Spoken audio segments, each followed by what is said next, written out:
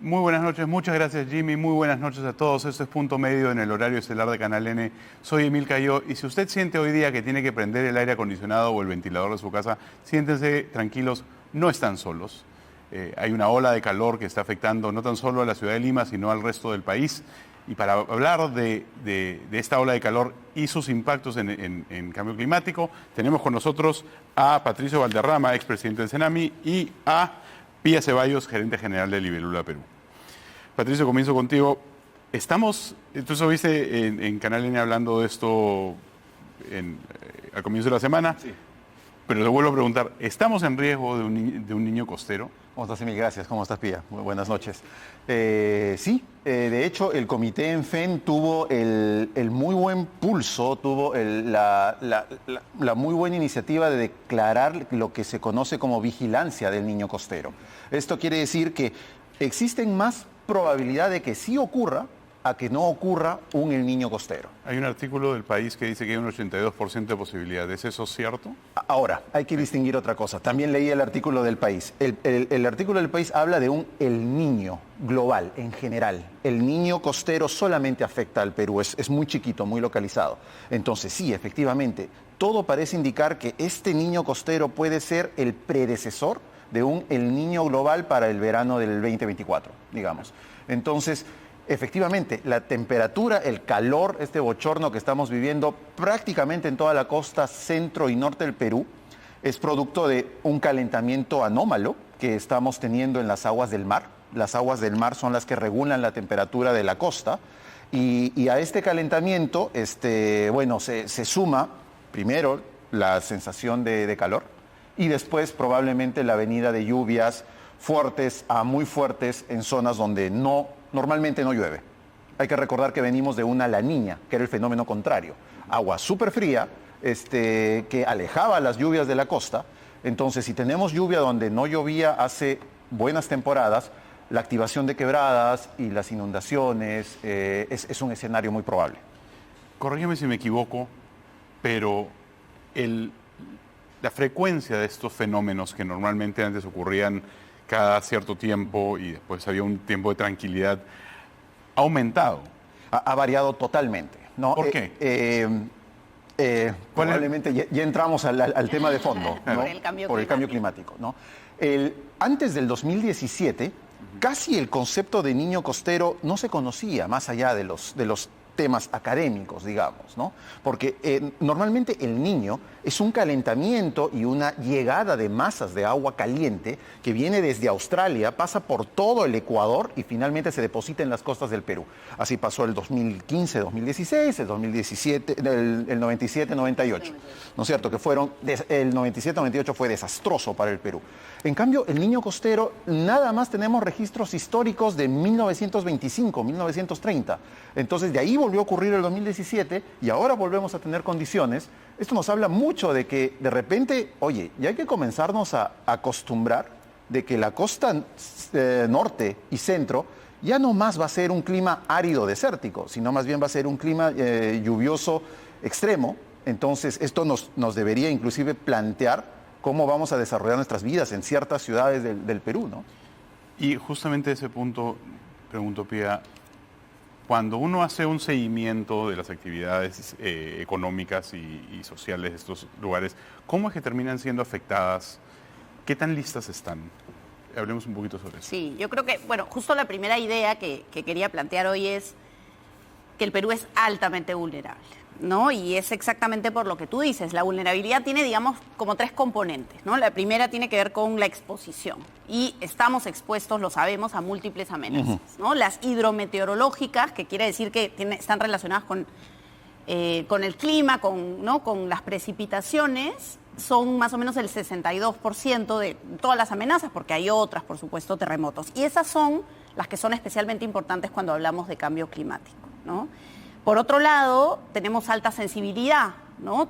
Tenemos mucha gente viviendo en situaciones de vulnerabilidad, mucha pobreza, muchas actividades socioeconómicas que dependen del clima, la agricultura, La minería necesita agua. Si tú superpones, por ejemplo, los mayores lugares de producción de cobre en el mundo coinciden con lugares altamente áridos, ¿no es cierto? Entonces, eso configura una vulnerabilidad.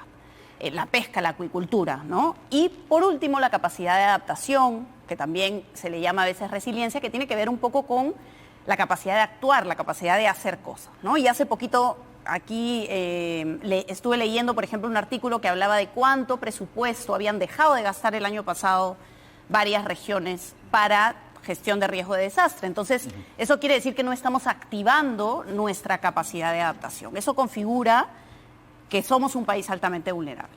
Si nos vamos a los impactos, la WMO, la Institución Meteorológica Mundial nos dice que en Sudamérica, la década pasada, el aumento de temperatura fue más o menos 0.1 grados centígrados cada década, ¿no? Cada año, perdón.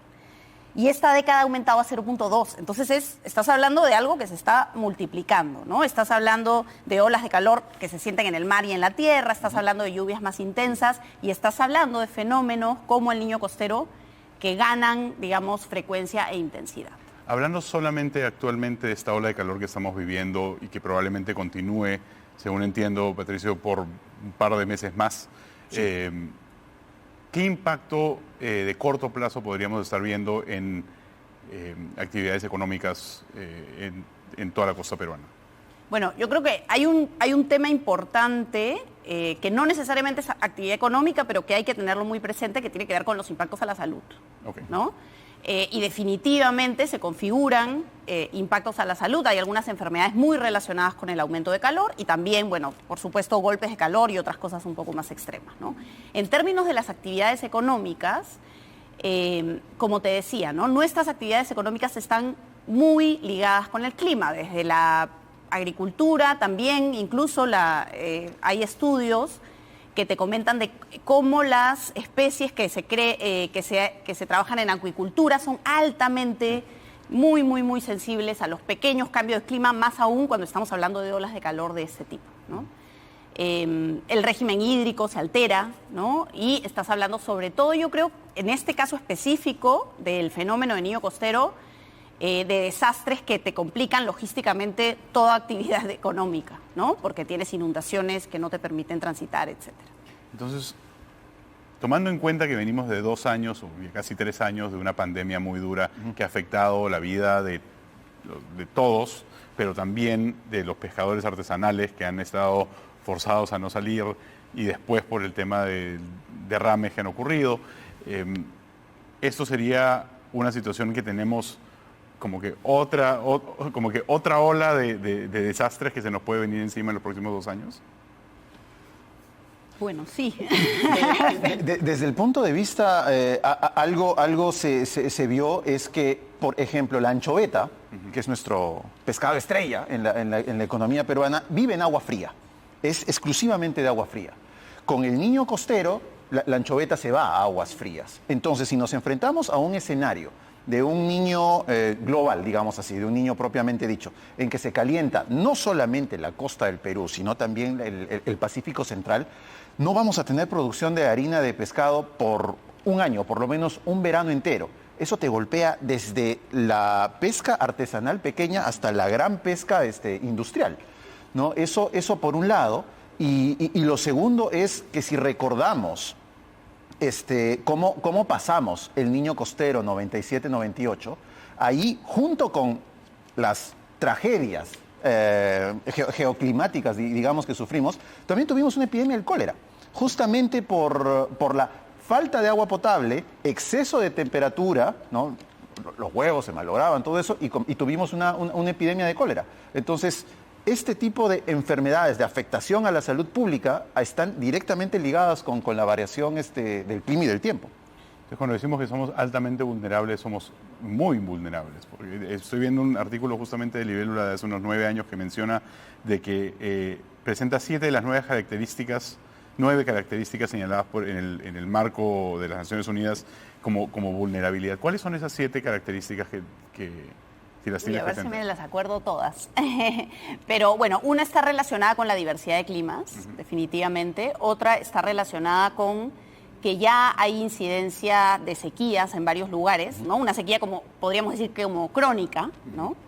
La otra es que ya estamos afectados por variabilidad climática compleja, ¿no? El fenómeno del Niño, las heladas en el sur, ¿no? Y eso tiende a empeorar con el cambio climático. Por supuesto, nuestra condición de personas viviendo bajo la línea de la pobreza configura mucho de nuestra vulnerabilidad, nuestra biodiversidad. Y sobre también. todo que las personas más pobres son las que están más expuestas siempre, ¿no? Uno ve hace poquito el desastre en Secocha, en Arequipa, ¿no? Personas pobres, ¿no? Que se dedicaban inclusive a una actividad que bordea lo legal, digamos, ¿no? Expuestos en una zona de canal de Huayco, digamos, ¿no? En un abanico aluvial que si vemos las imágenes satélite, en el 2004 ahí no había nada, ahí no había absolutamente nada. Entonces, siempre las personas en mayor condición de pobreza tienden a migrar en busca de trabajo, de oportunidades. y de oportunidades, y la única zona donde emplazarse de una manera barata es una zona de riesgo. Entonces, y eso lo vemos para riesgo de inundación, para riesgo de huaicos, para riesgo de terremotos. Entonces, aquí hay un tema de no haber tenido una planificación urbana de nuestras ciudades, nunca. Creo que nunca Lima se planeó. Creo que la última obra de gran planificación de Lima fue en 1920 con la avenida Arequipa. Nos va a pasar la factura de que vivimos no donde debemos, sino donde podemos. ¿Dónde deberíamos vivir? Para empezar, no en el cauce de los ríos, no en el cauce natural de los ríos. Esa respuesta es completa. No en el cauce de los ríos, no cerca a las laderas que puedan caer, no en zonas donde en el pasado ocurrió un fenómeno similar. Ese es el principio de continuidad geológica. Donde ha ocurrido un fenómeno, en el futuro va a volver a ocurrir. Entonces, si vivimos en una ladera de una montaña, en el cauce de un río, en una quebrada seca, necesariamente se va a volver a activar en el futuro. Ahora, Lima está en el cauce de un río. Sí, claro. Lima está en el cauce, en el abanico de 3 ríos. El río Rímac, el río Chillón, el río Lurín. Entonces, ahí nos comenzamos a pensar, ¿qué partes de Lima están más expuestas? Y acá tenemos que preguntar, ¿a qué tipo de fenómeno? Una lluvia de 2 milímetros. Como la que hemos tenido en las últimas 2 semanas, porque ha comenzado a llover un poco. Quizás no fuera de 2 milímetros, Sí. pero estaba cerca. Esa lluvia fue de 0.6, imagínate. Entonces, nada más 3 veces esa lluvia, ¿ya? Y puede inundar Lima y paralizarla por 2 días. ¿Por qué? ¿Por qué 2 días? O sea, ¿por qué paralizarla y por qué solamente específicamente 2 días? No tenemos drenajes, no tenemos el sistema de alcantarillado que tiene Cusco, que tiene Ayacucho, que son ciudades donde llueve 40 milímetros y no pasa nada. Entonces, nuestras casas no tienen techos. Los techos en Lima es la azotea, es parte plana. Entonces, si cae agua, el agua no tiene a dónde ir. Se inundarían las vías expresas, los centros comerciales, se inundaría todo, porque Lima no está preparada para una lluvia. En 1972 tuvimos una lluvia de 2.3 milímetros en Lima y la dejó inundada totalmente, y fue en los 70, hace mucho, mucho tiempo. Imagínate ahora en una ciudad de 11 millones de habitantes, una lluvia de una noche similar a la que ocurrió en Piura en marzo del 2017, durante el Niño Costero. Sería una desgracia para la capital de un país que no está preparada para una lluvia. Sí, yo podría decir que en términos generales, nuestra infraestructura como país no está preparada para el cambio climático. No está preparada para un problema que nos expone a fenómenos que quizá no hemos visto antes o que hemos visto muy pocas veces y van a aumentar en frecuencia e intensidad, ¿no? Considerando que efectivamente el Perú está con todas estas, ¿cómo ponerlo? Los riesgos que estamos hablando hace un momento, sabiendo eso, no se ha hecho ningún esfuerzo. ¿Se ha hecho algún esfuerzo para Yo poder creo que se han hecho adaptar la muchos infraestructura? esfuerzos, Emil. O sea, a ver, específicamente nosotros, bueno, para empezar tenemos una ley de cambio climático, tenemos también un plan de adaptación al cambio climático que está bastante bien hecho, que se basa en escenarios climáticos que ha hecho el CENAMI y que los ha actualizado recientemente hasta el año 2050. Entonces, tenemos la ciencia para reemplazar buenas acciones, ¿no? En el convenio que se hizo con el Reino Unido, por ejemplo, el Reino Unido es un país muy avanzado en cuanto a infraestructura resiliente al cambio climático y se incorporó eso en la infraestructura que se hizo en el convenio de país a país, ¿no? Entonces, yo creo que sí tenemos avances, sí tenemos buena información, tenemos un programa presupuestal, el 068 de gestión de desastres, hay otro también de infraestructura natural que contribuye sin duda a la adaptación al cambio climático. Entonces, ¿es suficiente? Por supuesto que no, ¿no? Pero yo creo que un segundo mensaje es sí podemos hacer algo al respecto. Pero más allá de qué podemos hacer al respecto, que lo vamos a ver más adelante, dadas las circunstancias y dada el hecho de que no hay algo que se puede hacer en el corto plazo para frenar, es decir, eso es algo que estamos tratando de arreglar mientras el tren va avanzando, ¿no es cierto? ¿Cómo es que podemos vivir en una ciudad o en un país que está tan propenso a esas actividades y a esos desastres?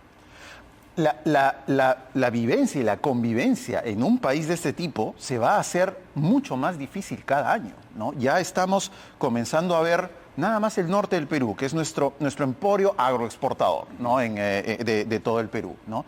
Estas grandes empresas agroexportadoras, ¿no? Se surten de agua de las grandes represas, los grandes reservorios de agua que están en el norte, Gallito Ciego, Chavimochic. Año a año, durante 3 años hemos estado viendo cómo estas reservas van disminuyendo.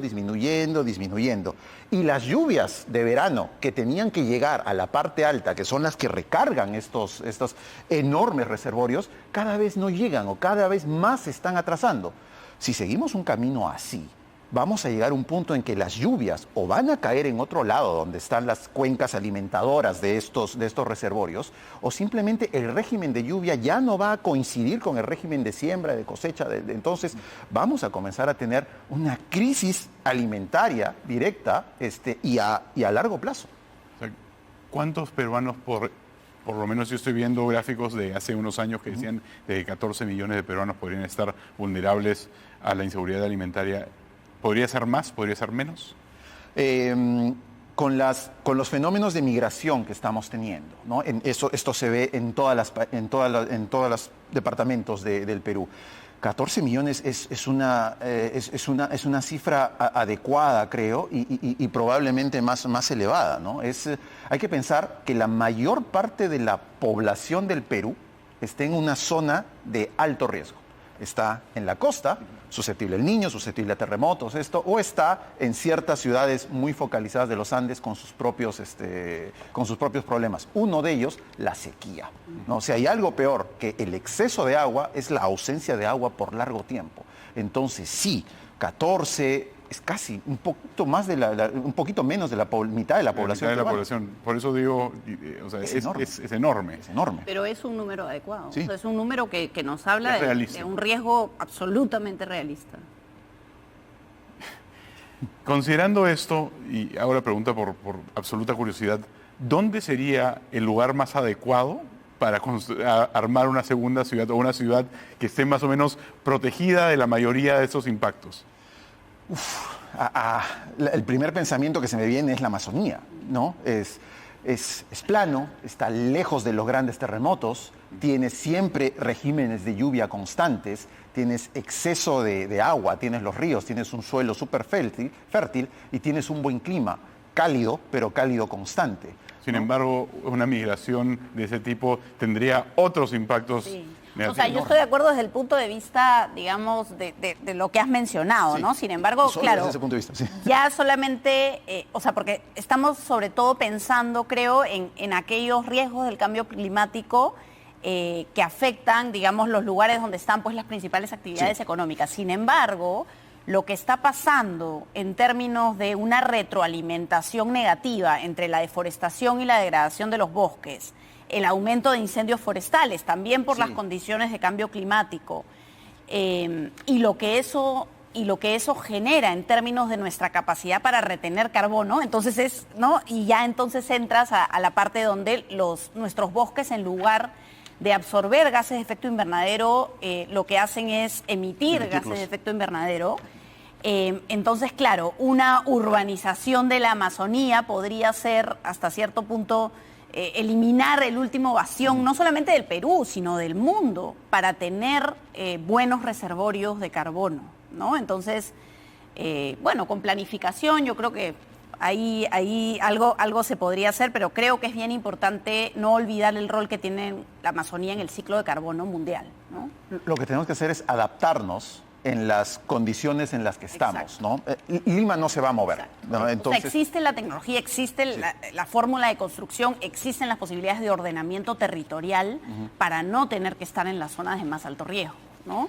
Sí, ahora, Lima hemos quedado clarísimo de que no está preparada. no. ¿Piura lo está? En la breve historia de la maravillosa ciudad de Piura, ¿cuántas veces se ha inundado por fenómenos de El Niño o por lluvias anómalas? Yo tengo en la cabeza como 6, 7, ¿no? Que una ciudad, la misma, se inunde 7 veces por el mismo factor y sigue en el mismo sitio, o sea... Y no se ha movido, es decir, se ha reconstruido en el mismo sitio. En el mismo o sea, sitio. No ha habido como una especie de movimiento, No, cambios. no, la Plaza de Armas sigue en el mismo sitio, la casa donde nació Miguel Grau está ahí, entonces nunca, es que los movimientos de las ciudades tienen que ser planificados, no se pueden estar arrumando, entonces nunca existió un plan de reubicación o de adaptabilidad del nuevo Piura, digamos, ¿no? Algo así como lo que se hizo con Nuevo Chimbote post terremoto de 1970.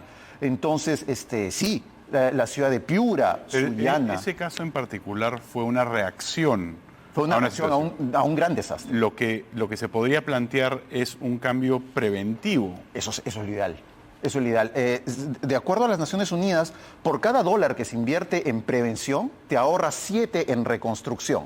Y hay otros que hablan de 10. De 10, ¿no? Inclusive es así. Entonces, al final, uno gasta menos plata como nación previniendo un desastre que atendiendo la emergencia. Lo malo es que en el Perú nos hemos acostumbrado a solo reaccionar, a solo atender la emergencia. Ya estamos viendo la lluvia, ya estamos viendo que el río se está saliendo, entonces mandamos carpas, mandamos sacos de arena, atendemos, pero en las épocas de seca, donde tiene que ocurrir la planificación, donde tiene que ocurrir la ejecución de obras para prevenir eso, no se hace mucho. Y esto pasa todos los años. Te pregunté por Piura. Vamos a hacer un listado rápido. Lambayeque, ¿está medianamente listo? Yo creo que no hay ciudad lista para un... Ni Chiclayo, fenómeno. ni Trujillo. Chiclayo, lamentablemente, una ciudad tan hermosa, no se termina de recuperar del Niño del 2017, ¿no?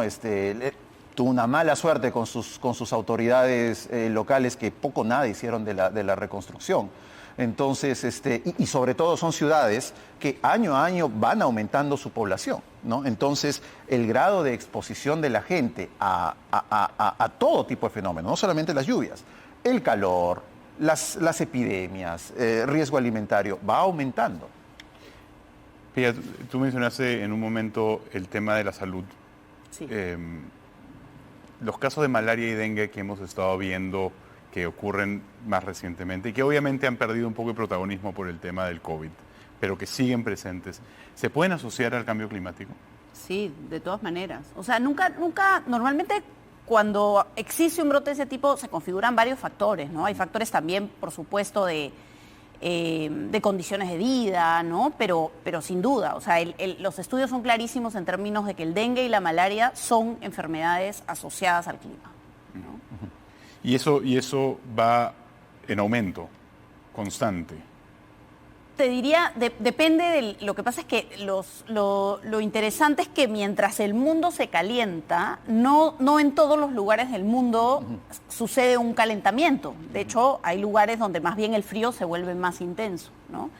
Pero en términos, y no necesariamente las zonas donde hay actualmente dengue y malaria, digamos, los escenarios no necesariamente te están diciendo que hay una proyección de aumento considerable de la temperatura. Sin embargo, no solamente es la temperatura lo que tienes que mirar, también tienes que ver el régimen hídrico que influye también en este tipo de enfermedades, ¿no? Los empozamientos, Que se dan por parte de las lluvias que menciona Patricia. Así es. Entonces llueve más, se empoza, genera mosquitos, los mosquitos traen dengue, la gente se enferma. Tienes no solo un problema de agua y de empozamientos, sino también tienes un problema de salud. Así es. Y de alimentación, asumo, porque esas lluvias inundan los campos que quizás no estaban listos para recibir esa cantidad de agua. Sí, bueno, eso va a depender del cultivo, ¿no? Cada cultivo tiene una necesidad térmica e hídrica diferente, pero sí, por supuesto que pueden arrasar cultivos las lluvias, sin ninguna duda. Entonces lo que estamos hablando es que esta incomodidad térmica que estamos viviendo en realidad es parte de un ciclo mucho más grande. Es parte de un ciclo mucho más grande. No sé si ustedes se acuerdan, pero en noviembre decíamos que este verano iba a ser tranquilo. Sí, que iba a haber la niña, que iba a ¿no? haber la niña, que iba a ser un verano más bien medio flojo, ¿no? Medio frío, ¿no? Entonces, Y se dio así en diciembre, las temperaturas estaban bajas, enero también. Enero, la primera mitad de enero también, y de ahí, ¡bum!, para adelante, ¿no? Inclusive el cambio climático configura a la poca predecibilidad de estos fenómenos, ¿no? Como te dije, el 2017 se veía un calentamiento del mar 2 meses antes, desde diciembre se comenzó a ver, pero no se tenía estudiado, si se tenía estudiado no se tenía la configuración conocida para denominarle un niño costero, entonces ya se puso el nombre cuando las inundaciones ya estaban en camino. ¿Qué tanto estudiar esto es en realidad mirar una bola de cristal? De ninguna manera. La única forma como podemos adelantarnos al fenómeno es cada vez estudiarlo más, ¿no? Y ahora es mucho más fácil que antes, ¿no? Antes uno tenía que meter la mano al mar para saber si es que está más caliente o no a ojo de buen cubero. Ahora tenemos boyas, tenemos tecnología satelital, tenemos instrumentación, no la suficiente, lamentablemente. ¿Por qué no? Cuesta. Cuesta, es muy caro, ¿no?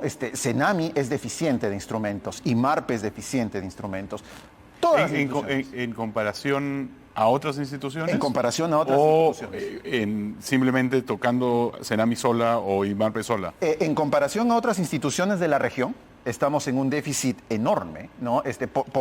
Por el tamaño y las características geográficas del Perú, el Cenami tiene más o menos 1080 y tantas estaciones. No todas funcionan, ¿no? Las que funcionan, a veces funcionan a medias, no todas son automáticas. Muchas de ellas, no todas miden todo. Una sola mide temperatura, otros solo miden lluvia, otros solo miden radiación. Muchas de ellas son analógicas. Entonces tiene que entrar una persona a tomar el dato, anotarlo en un cuaderno y pasarlo por teléfono a la central. Entonces deberíamos tener por lo menos 7.000 estaciones. ¿Cuántas tenemos? 1.000. En el mejor de los casos. O sea, si yo te diría que tenemos unas 600, 700 funcionando a todo vapor, es bastante, ¿no? Entonces, tenemos un déficit de estaciones, pero también tenemos, ahora la ciencia es abierta, es todo. Entonces, podemos conversar con el Servicio Meteorológico de Estados Unidos, con los ecuatorianos, los chilenos. Esa es una pregunta que quería hacer. ¿Qué tanto, sobre todo considerando las actividades en el norte, se trabajan con las instituciones hermanas del Ecuador o en Chile?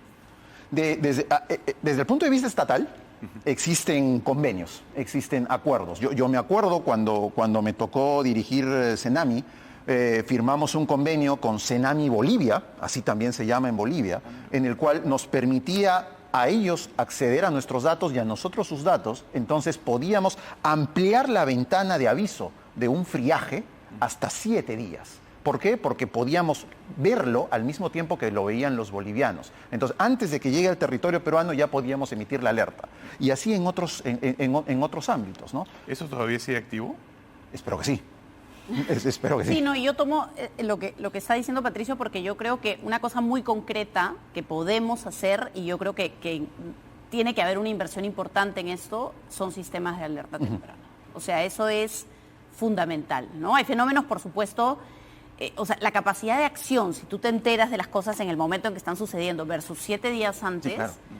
Puede sin duda cambiarlo todo, ¿no? No vas a poder hacer, no vas a poder de repente cambiar tu aparejo de pesca para no pescar anchoveta y pescar otra cosa, pero de que vas a poder salvar vidas, definitivamente, ¿no? Sí.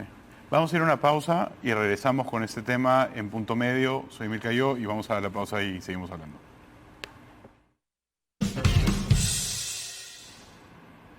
Estamos de regreso en Punto Medio. El tema de hoy, cambio climático y la ola de calor que estamos viviendo. Pia, Libélula trabaja con el sector privado. Sí. Ustedes son una consultora de sostenibilidad. ¿Cómo es que el sector privado está tomando esta situación? ¿Qué acciones están tomando? ¿Cómo ven el futuro? ¿Y lo tienen presente? ¿No lo tienen presente? ¿Cómo es que están operando? Yo creo que definitivamente lo tienen presente. Creo que la acción empresarial en términos de cambio climático ha aumentado muchísimo en los últimos años. Creo que tiene que ver con que normalmente las empresas están muy familiarizadas con tener una cultura de riesgos, ¿no? O sea, las empresas hacen escenarios, evalúan sus riesgos, ¿no? Lo que veo es una tendencia sí mayor a verlo por el lado quizá de los riesgos regulatorios que tienen que ver con restricciones a sus emisiones de gases de efecto invernadero, ¿no? Por el lado de lo que se conoce como la mitigación, ¿no? Lo que causa el cambio climático es la emisión de gases de efecto invernadero. Entonces hay una tendencia muy grande de empresas a medir su huella de carbono, por ejemplo, ¿no? Ya, sí, prácticamente cualquier empresa grande, mediana, está ya preocupada por ver cuál es su impacto en el medio ambiente. Creo que el tema de adaptación, si bien por supuesto que hay una conciencia, como te digo, nuestras mayores actividades económicas están ligadas al clima, a la disponibilidad de recursos de agua, ¿no? Es más complejo porque quizá no necesariamente saben cómo abordarlo, ¿no? O no conectan necesariamente cómo el cambio climático puede impactarlos, ¿no? Donde sí creo que hay cada vez mayor conciencia es en todo el ámbito de las instituciones financieras. Sí.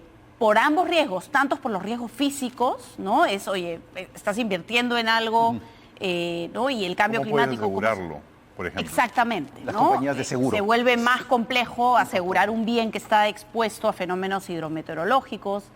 Se vuelve más complejo invertir también, por ejemplo, en hidrocarburos por el tema más del riesgo regulatorio, ¿no? Entonces, es esta idea de que el cambio climático nos trae riesgos y que nos tenemos que volver, además, más resilientes. Yo creo que la palabra resiliencia, además, ha cobrado mucha importancia a raíz de la pandemia, ¿no? Y no porque las cosas estén estrictamente tan relacionadas, sino porque puedes darte cuenta cómo... no tener visibilidad de algo, ¿no? Que además tiene que ver probablemente con cómo estamos tratando a la naturaleza, puede hacer que cambie todo de un día para otro, ¿no? Que se alteren absolutamente todas las operaciones logísticas, claro. Que se altere la forma como vas a trabajar, etcétera, ¿no? El clima es un factor importantísimo para muchas empresas en Perú. Me ha tocado dirigir consultorías, por ejemplo, para empresas que fabrican gaseosas, porque ellos necesitan saber qué semanas vamos a tener olas de calor para que en esas semanas aumenten su producción. Igual con empresas que tienen que ver desde el punto de vista retail, de ropa, ¿no? Quieren saber cuánto calor va a hacer en cierta temporada para que según eso intentar armar la colección de verano o importar cierta cantidad o cierto tipo de prendas. Entonces ese es un factor súper importante porque, vamos, creo que el único que acepta pérdidas a raíz del clima es el Estado.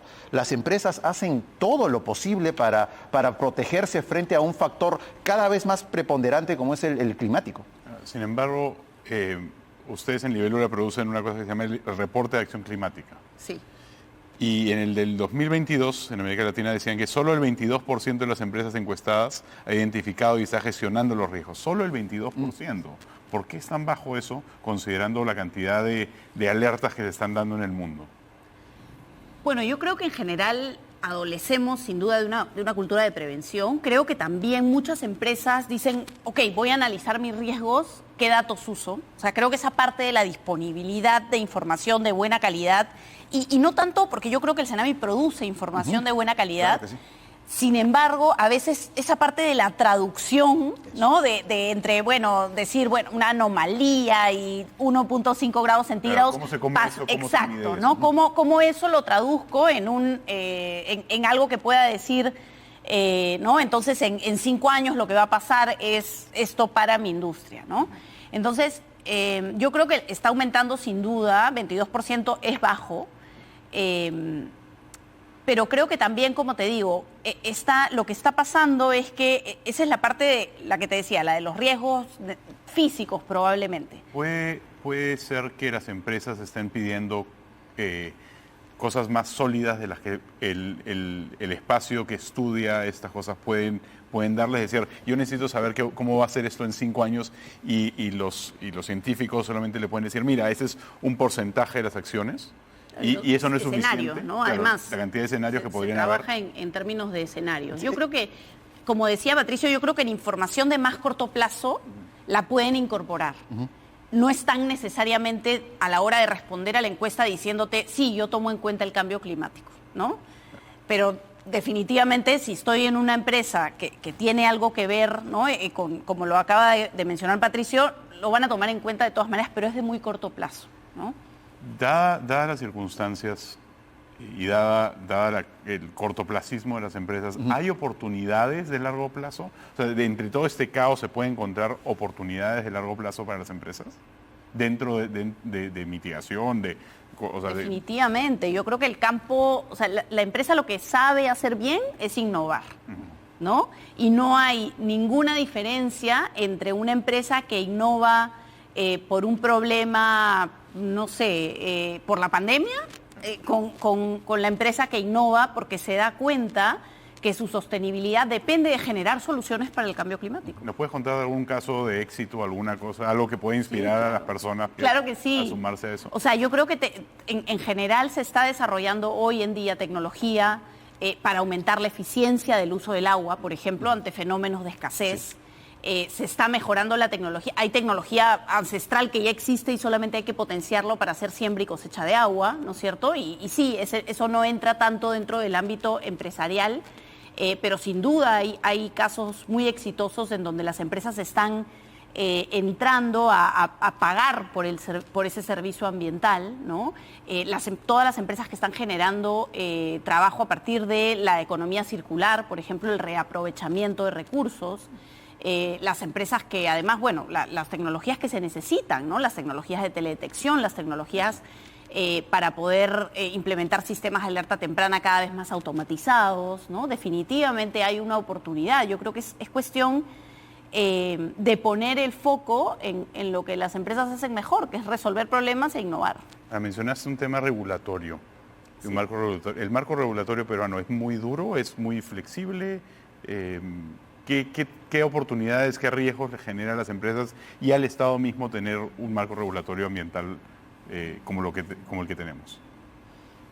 Yo no diría que es un marco regulatorio que no contribuye necesariamente. Creo que no necesariamente hay muchos incentivos sobre la mesa hoy para hacer más sostenibilidad. Sin embargo, hay algunos casos muy exitosos, el sistema Huella de Carbono Perú, en donde te das cuenta que ni siquiera es que hay que poner una ley específicamente o hay que dar un incentivo, sino el único incentivo ahí es el reconocimiento, ¿no? Entonces, el hecho de que... Un diploma y te lo entregan. Sí, y todo queda ahí. Es un reconocimiento a las empresas en 4 etapas, ¿no? Es una primera estrella si mides tu huella de carbono, una segunda estrella si mides y certificas, una tercera estrella si pruebas que has reducido y una cuarta estrella si compensas, por ejemplo, comprando bonos de carbono de algún proyecto en el mercado de carbono, ¿no? Entonces, solamente eso, que es un mecanismo de reconocimiento, ¿no? No estás reduciendo los impuestos a nadie, no estás castigando a nadie, ha generado muchísimo dinamismo, por ejemplo, en las empresas. Entonces, cuando la gente dice, bueno, no, las empresas no invierten en cambio climático, medir la huella es una inversión, cambiar tu tecnología es una inversión. Entonces, las empresas cada vez más están asumiendo que el carbono que ponen en la atmósfera es una externalidad y por lo tanto tienen que pagarla, ¿no? Saliendo un poco del espacio del sector privado al sector público, mencionábamos antes las diferentes leyes, el Acuerdo de París, el marco sobre el cambio climático, el reglamento. Tengo una cita de Griña Jesús Roldán, que es subdirectora de predicción climática del CENAMI, tú debes conocer, que dice de que lo que hay que mejorar es el traslado de los planes locales de acción porque los mecanismos nacionales ya existen, es decir, que no hay planes locales activados. Tú has estado en el Senami, tú has dirigido el Senami, ¿eso sigue siendo el caso? Sí. ¿Cómo lo viste tú? Sigue siendo el caso y a una mega escala todavía. ¿Qué pasa? Que cuando ocurre una emergencia, sea cual sea una activación de quebrada, sea una lluvia, sea inclusive un sismo o un terremoto, el primero que tiene que atender esa emergencia es la municipalidad distrital. Es la más chiquita, es la que tiene en sus funciones, primero la evaluación de los daños. Son los que tienen que decir cuántas personas afectadas hay, cuántas viviendas y cuánta ayuda se necesita. ¿Eso es solamente porque son los más cercanos? Eso es por los que están más cercanos y porque están en su jurisdicción, digamos, en su jurisdicción política, es la municipalidad distrital. Entonces, este tema de reacción y de atención de la emergencia a nivel nacional funciona relativamente bien. Es al nivel local, al nivel chiquito, donde tenemos la pata coja. Por ejemplo, se vio en Secocha, que es el ejemplo más cercano que hemos tenido, ¿no? El alcalde electo de la zona no conocía el sector, entonces llegó al mismo tiempo que las brigadas de defensa civil de Lima. Entonces, aquí, y esto es básicamente culpa de todos nuestros votantes, es cuando lleguemos a elegir a una autoridad distrital, hay que preguntarle cuáles son sus planes para prevención, atención de una emergencia y adaptación a la nueva realidad que te genera esa emergencia, la rehabilitación. Porque no puede ser posible, y volvemos al caso de Piura, ¿no? Que si estoy en una localidad que ya se inundó una vez, la reconstruyo, se vuelve a inundar, no la puedo volver a poner en el mismo lugar. Entonces ahí es un tema, y todas esas iniciativas tienen que venir del gobierno distrital, tiene que ser de ahí, y es donde tenemos bastante flojo el sistema, digamos. ¿Cómo es que esa visión de mitigación, de planeamiento a futuro convive con un Estado no solo letárgico, pero al mismo tiempo que se enfoca un poco en la protección de, los monumentos, las actividades, todo lo que existía antes, que es histórico y que no puede simplemente levantar y mover? Sí, claro, y ahí viene el tema de la adaptabilidad, ¿no? Una cosa es proteger lo ya existente y la otra cosa es sacar del riesgo a la población que puedes sacar, ¿no? Por ejemplo, si nos ponemos a pensar, Chosica, ¿no? Es imposible mover Chosica. Uno no puede construir un nuevo Chosica y mover a 60.000, 70.000 familias a un nuevo sitio. Les cambia la forma de vida, las formas de ingreso, un tema histórico. Entonces, ¿qué es lo que queda? Es, uno, fiscalizar que ya no haya más viviendas en zonas de riesgo muy alto, porque digamos todo está en riesgo alto, y a las zonas que están en riesgo alto, educación, elaboración de planes, sistemas de alerta temprana, para que el momento que llegue la emergencia, baje el Huayco, se active la quebrada, venga la lluvia, esta población expuesta sepa qué hacer, sepa por dónde ir, dónde refugiarse, y ahí comenzamos la etapa de la rehabilitación. Vamos a ir a una segunda pausa y regresamos con este tema que está un poquito acalorado en punto medio. Quédense con nosotros.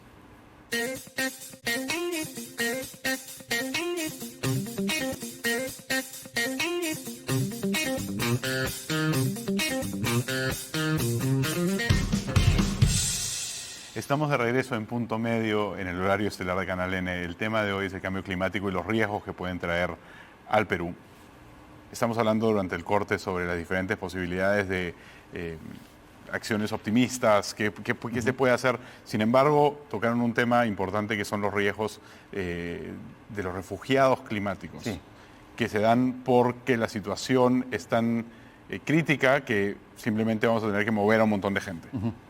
Es una posibilidad y los estudios dicen que América Latina está muy próximo a tener esto, ¿no? Y es lógico, si comenzamos a pensar que hay una familia que vive en el lecho de una quebrada que se comienza a activar todos los años, esta familia necesariamente va a tener que vivir en otro lado, los que sobrevivan, ¿no? Porque hay a veces que algunos quieren morir en su ley, que eso es también terrible por falta de educación.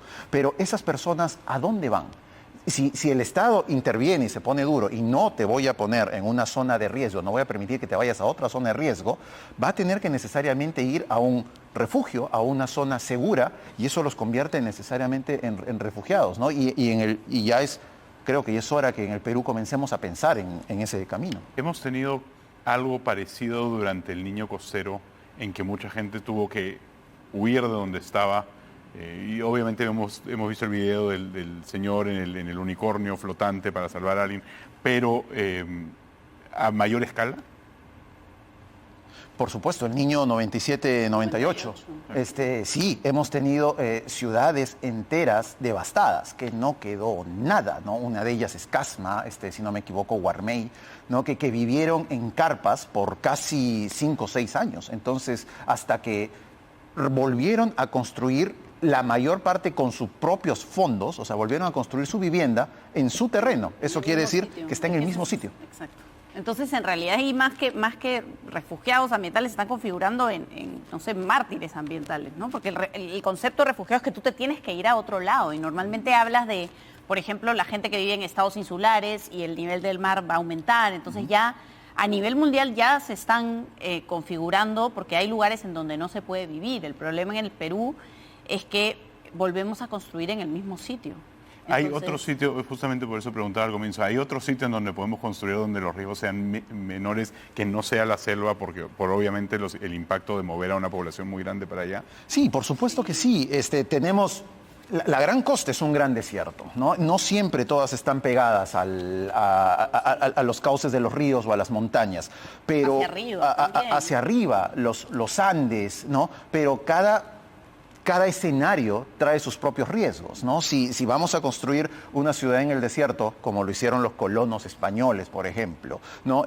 Viene el tema de recurso hídrico. Si vamos a construir en los Andes, donde tenemos mucha agua, viene el tema de activación de quebradas, de inundaciones, ¿no? Entonces, cada uno tiene su propio riesgo, pero es totalmente posible. Hago la pregunta porque me están pasando por el switcher y porque también me parece interesantísima. ¿Por qué es que los incas construyeron tan bien y no tuvieron a todas luces como un impacto climático muy fuerte? Porque los incas tuvieron una reacción brillante, aprendieron del pasado. Si vemos las culturas pre-incas, Chan Chan, Caral y Chavín de Huántar, muchas de ellas fueron afectadas por megahuaicos. Se sabe que por lo menos Caral ha sido enterrada por varios huaicos, probablemente asociados al Niño. Entonces los incas sabían que en las partes bajas y planas no se vive, se siembra. Y uno tiene que vivir en las partes altas, elevadas. Es por eso que si vemos Sacsayhuamán, Machu Picchu, Choquequirao, todo, no hay ninguno en la base de un río. Todos están arriba, en las partes altas, donde el riesgo es mucho menor. Sí, yo me atrevería, de repente mi respuesta es un poquito más filosófica, pero yo creo que también en una cultura con una relación muy estrecha con la naturaleza, ¿no? O sea, que la observaba, que la entendía, que la recreaba hasta cierto punto, ¿no? Y hoy vivimos en una sociedad donde esa conexión se ha perdido en grandes cantidades. Es más, ves una nueva corriente de cómo volverte a acercar a la naturaleza, ¿no? Porque tú no valoras finalmente lo que no conoces, con lo que no estás conectado, ¿no? Entonces creo que eso complementa, sin duda, o sea, tenía un conocimiento importante, pero también había una relación distinta, ¿no? ¿Hay lecciones del pasado o lecciones de otros lugares que podemos implementar para proteger nuestro futuro? Sin duda, muchísimas, muchísimas. Primero, salvaguardar lo más que podamos el recurso hídrico. El agua dulce en el Perú es abundante, tenemos muchísima y la dejamos ir. Se va al mar, llega a la cuenca amazónica y se va al océano Atlántico, se nos va, usamos a veces los ríos para tirar desechos, ¿no? Entonces, lo que tendríamos que comenzar a hacer es, agarrar la mayor cantidad de agua dulce y guardarla, reservarla, preservarla, ya sea dentro del mismo suelo, ya sea en represas, ya sea con un mejor plan de distribución de recurso hídrico para las ciudades, ¿no? Ese es por lo menos mi mayor preocupación, especialmente en un escenario de Lima que se alimenta de un solo lugar, que es el río Rímac. Sí. En esa misma línea yo creo que el concepto de infraestructura natural y la reforestación, por ejemplo, de zonas en donde eso amortigua muchísimo. Hemos hablado mucho de los huaicos, ¿no? Y una de las mejores medidas para prevenir es reforestar, ¿no? Es reforestar porque esa vegetación hace que la velocidad disminuya, y en muchos casos no se llevan a configurar escenarios de desastres, y eso se ha hecho en muchos lugares en el mundo. La recuperación del espacio del río como un espacio valorado, ¿no? Tú vas a cualquier ciudad europea y el espacio del río es un espacio verde, de recreación, ¿no? Y no, eso quizá no lo puedes hacer en la costa porque, digamos, no hay agua para regar todo eso verde, pero lo podrías hacer perfectamente en una ciudad como Arequipa, por ejemplo. Claro. Tocando el tema del río,